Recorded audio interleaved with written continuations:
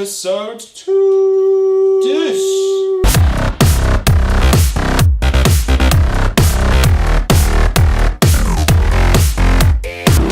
You subscribe, Jam? Oh yeah, hit this. I will Liam Neeson you. You're gonna Schindler's List me? Yeah. Okay. As you'll notice, there's a marked improvement in our presenting style. You know, we're totally in the flow now. We're dressing too similar. We're like death. So Bonfire night just happened. This raging fire and some family members around that fire. So I grabbed the camera and I went up there and I made a tiny little video.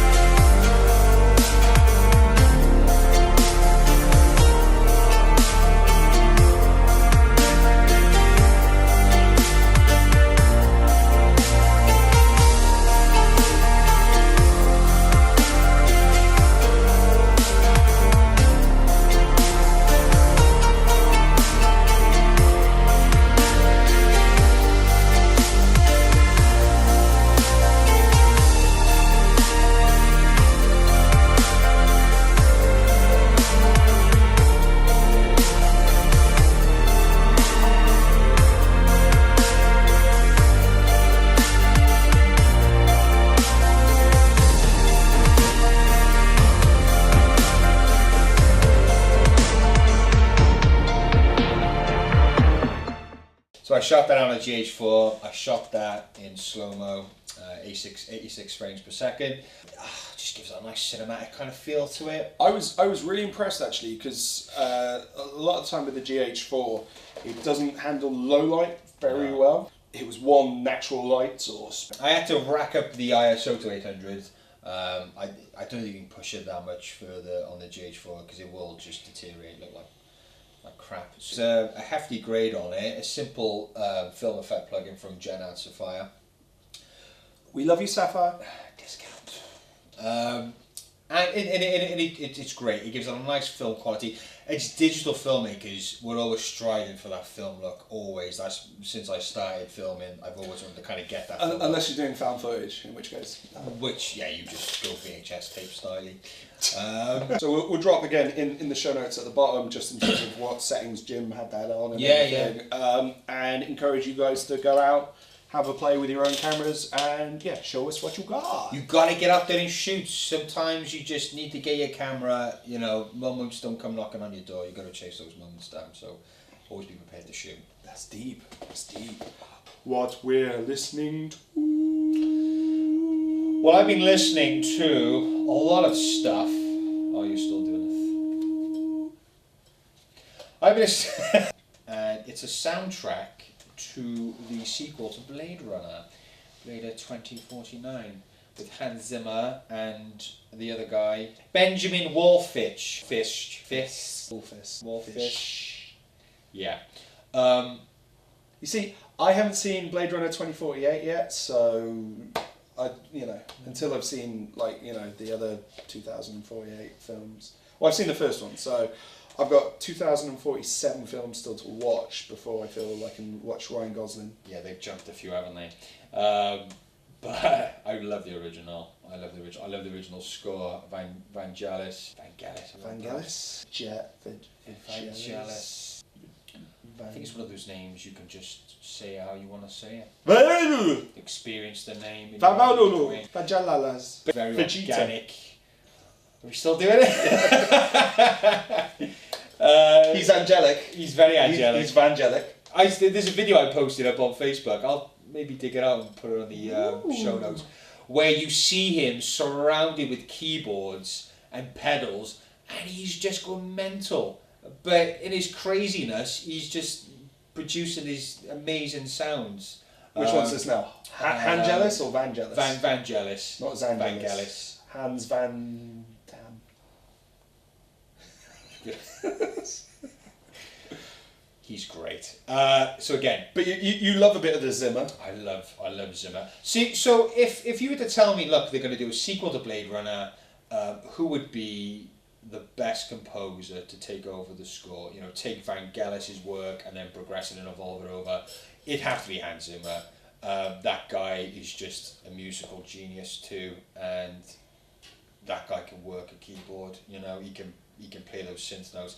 He's on about expression of sound. Expression of sound. Rather than going mental on a keyboard, I suppose, it's about expressing notes and tones and creating an atmosphere. And because these films are so visually stunning, you need to be able to enhance that with the perfect kind of score, very profound, very big, epic. And you only get those kind of sounds with those synth notes. But I loved it. It's great. There's a lot of the old theme mixed in. There's a lot of new kind of soundscapes and elements, but some of the old soundscapes and elements you get in the previous film score.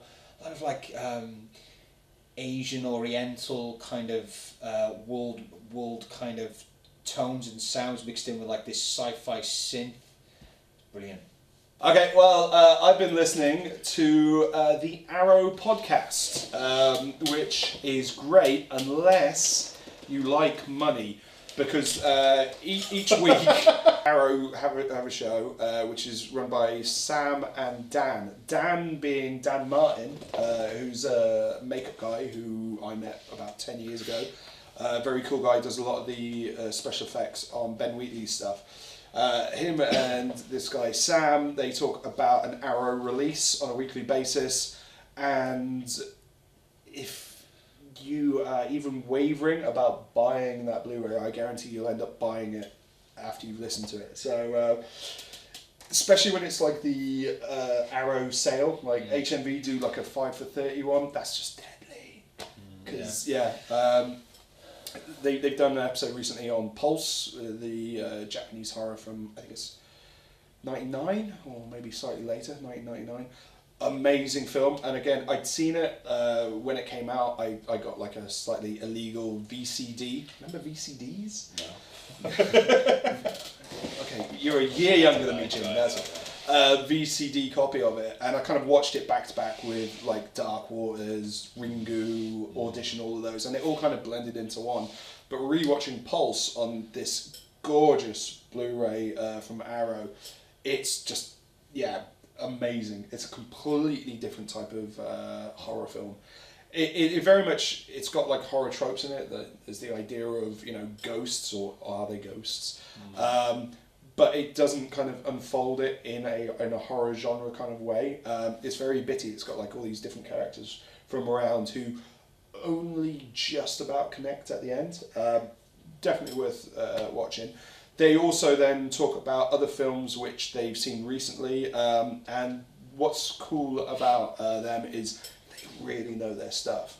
And they talk about really obscure stuff which is pretty hard to track down, but definitely worth doing. As a filmmaker, like Blu-ray, collector's edition Blu-rays, it's the extras, the special features, which kind of make it, just to find out like how, you know, some of your favourite films were actually made. You don't get that on streaming, you know, Netflix don't put out that kind of material, so you still, you know, if you're interested in filmmaking at all, you still need to kind of, you know, get those DVDs and Blu-rays. Yeah, unfortunately so, because it can be expensive. Educating you. That's why you see Amazon Music again.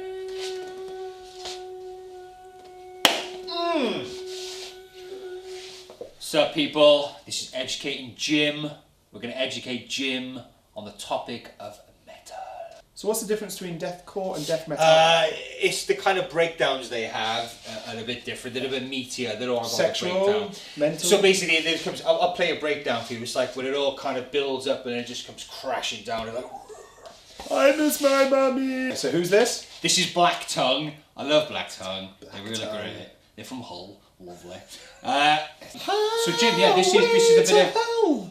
It's going to be a little bit different to that.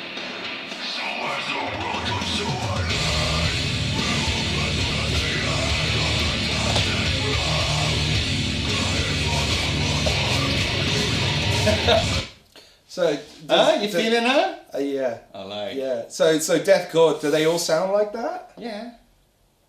Wow.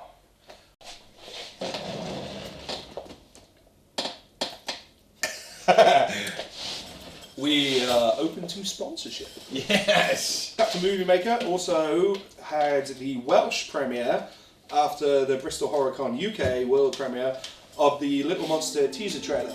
Here it is.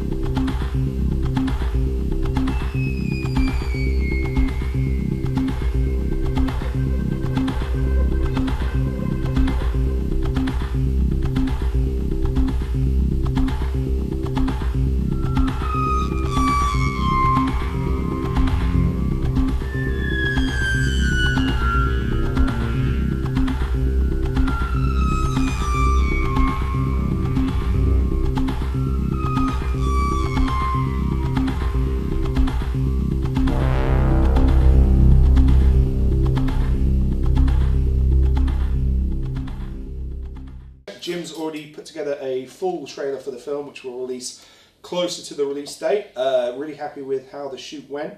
The shoot was only a couple of months ago. But done it in 8 days, people. 8 days feature film. That's the tightest schedule we've had so far, but Yeah. you know, went relatively smoothly. I thought got some good stuff. You know, some of the best stuff that I think we've ever shot as Mad Science Films. Really proud of it. Some of the really beautiful shots we dropped in the teaser because they're so pretty. Sexy shots. But I mean, one thing that I really enjoyed, and it was the same feedback we got at the Cardiff Movie Maker Night and at the Bristol HorrorCon, was everybody was bringing their own ideas to what the film was about. Because it was a teaser, we wanted to keep it fairly vague. We didn't want to give away the whole game straight away. So really, it was just about kind of establishing a mood of the film and hinting at, you know, possible plot ideas and stuff like that. Loads of people had different theories, which was a lot of fun for me as a filmmaker to go and go, oh, okay, that's interesting. We are pretty close to finishing the rough assembly now. We had a slight hiccup related to our machines not being able to handle it all, hence Jim doing the upgrade. Yeah. But yeah, no, full steam ahead now. And yeah, we hope to basically get a picture lock before the end of the year, and then start playing around with the score and the grade on it in the new year, and then getting it out there to screen. So Netflix, hit us up. No, you're good. It's fine. You do what you do, we do what we do. Cool. Yeah, cool. So, Jim, do the subscribe thingy you like. So if you like what you see, subscribe, like this video. I feel really cheesy saying that. So if you like what you see... If you like what you see, you can pay extra. No, you're joking. Subscribe, share the love, hit us up. Again, any comments, any things you want to see here, anything you want to see us do on camera? No, I'm not performing monkey. You will like what we are giving you, alright? You will like it and you will take it. But seriously though, like and subscribe. We love you. I don't know where it's going to be. I have no idea. I mean, what if you're left-handed? Does it change? I don't know. Does that even matter?